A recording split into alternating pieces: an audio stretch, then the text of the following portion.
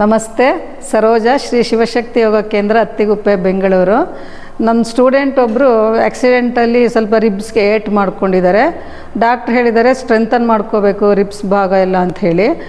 Strengthening exercise ಯಾವುದು ಅಂದರೆ, ಇದು ಎಲ್ಲ ಮುಂಚೆನೂ ಒಂದು ವಿಡಿಯೋದಲ್ಲಿ ಹಾಕಿದ್ದೀನಿ. ಇನ್ನೊಂದು ಸಲ ಅವ್ರಿಗೆ ಜ್ಞಾಪಕ ಬರಲಿ ಅಂತ ಹೇಳಿಬಿಟ್ಟು ಇದನ್ನು ವಿಡಿಯೋ ಮಾಡ್ತಿರೋದು. ಇದು ಯಾರ್ಯಾರು ಮಾಡ್ಕೋಬೋದು ಅಂತಂದರೆ, ನಾನು ಮಾಡ್ತಾನೆ ಹೇಳ್ತಾ ಹೋಗ್ತೀನಿ.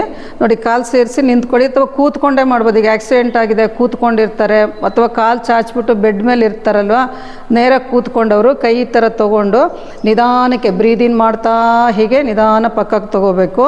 ಮತ್ತು ಬ್ರೀದ್ ಔಟ್ ಮಾಡ್ತಾ ನಿಧಾನ ಹೀಗೆ ಸೇರಿಸ್ಬೇಕು. ಕೈ ಉಸಿರು ತೊಗೊಳ್ತಾ ಪಕ್ಕಕ್ಕೆ ತೊಗೋಬೇಕು. ನಿಧಾನಕ್ಕೆ ಉಸಿರು ಬಿಡ್ತಾ ಹೀಗೆ ಸೇರಿಸ್ಬೇಕು. ಇದನ್ನು 10 ಸಲ ಮಾಡ್ಕೋಬೋದು.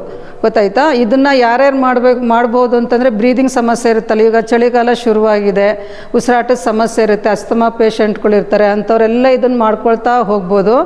ಮತ್ತು ವಯಸ್ಸಾದರೂ ಕೂತ್ಕೊಂಡು ಇದನ್ನು ಮಾಡ್ಬೋದು. ಸಮಸ್ಯೆ ಕಡಿಮೆ ಆಗುತ್ತೆ. ಅಂದರೆ ಉಸಿರಾಟದ ಏನೇನು ಸಮಸ್ಯೆ ಇರುತ್ತೆ, ಇಲ್ಲಿವರೆಗೂ ಉಸಿರು ತೊಗೊಳ್ತಿರ್ತೀರ, ಜಾಸ್ತಿ ಉಸಿರು ತೊಗೊಳಕ್ಕಾಗಲ್ಲ, ನಿಮಗೆ ಶಕ್ತಿ ಇರಲ್ಲ. ಇದನ್ನು ಮಾಡ್ತಾ ಇದ್ದೇನಾಗುತ್ತೆ, ರಿಬ್ಸ್ ಭಾಗ, ಚೆಸ್ಟ್ ಕೇಜ್ ಎಲ್ಲ ಓಪನ್ ಆದಾಗ ಆಕ್ಸಿಜನ್ ಚೆನ್ನಾಗಿ ಸಪ್ಲೈ ಆಗುತ್ತೆ. ಅಂದರೆ ಉಸಿರಾಟ ಜಾಸ್ತಿ ತುಂಬಿಕೊಳ್ತಾ ಹೋಗುತ್ತೆ ಶ್ವಾಸಕೋಶಕ್ಕೆಲ್ಲನ, ಪ್ರತಿಯೊಂದು ಭಾಗಕ್ಕೆ, ರಿಬ್ಸ್ ಭಾಗಕ್ಕೂ ಇದು ಸ್ಟ್ರೆಂಥನ್ ಆಗುತ್ತೆ. ಇದನ್ನು ಹಾರ್ಟ್ ಆಪ್ರೇಷನ್ ಆಗಿರೋರು ಮಾಡ್ಬೋದು, ಸ್ಟಂಟ್ ಹಾಕ್ಕೊಂಡಿರೋರು ಮಾಡ್ಬೋದು, ಆಂಜಿಯೋಗ್ರಾಮ್ ಮಾಡ್ಕೊಂಡಿರೋರು ಮಾಡ್ಬೋದು, ಎಂಥ ವಯಸ್ಸಾಗಿರೋರು ಸಹ ಇದನ್ನು ಕೂತ್ಕೊಂಡು ಮಾಡ್ಬೋದು. ಇದೊಂದು ಮಾಡ್ಕೋಬೋದು.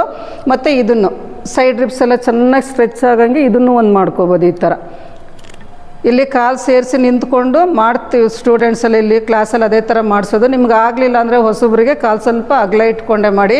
ಹೀಗೆ ನೋಡಿ, ಕೈ ಹಿಂಗೆ ಒಳಗೆ ಟರ್ನ್ ಮಾಡ್ಕೊಂಡು ಈ ಥರ ಹಿಂಗೆ ಮೇಲಕ್ಕೆ ತೊಗೊಂಡಾಗ ನಿಮಗೆ ರಿಬ್ಸ್ ಭಾಗ ಎಲ್ಲ ಚೆನ್ನಾಗಿ ಓಪನ್ ಆಗುತ್ತೆ. ಗೊತ್ತಾಯ್ತಾ? ಈ ಥರ ಮಾಡ್ಕೊಳ್ಳಿ, ಬೇರೆಯವ್ರಿಗೂ ಶೇರ್ ಮಾಡಿ, ಎಲ್ರಿಗೂ ಹೆಲ್ಪ್ ಆಗಲಿ. ಇದು ಎಲ್ಲರೂ ಆರೋಗ್ಯವಾಗಿರಲಿ ಅನ್ನೋದೇ ನನ್ನ ಉದ್ದೇಶ. ನಮಸ್ತೆ.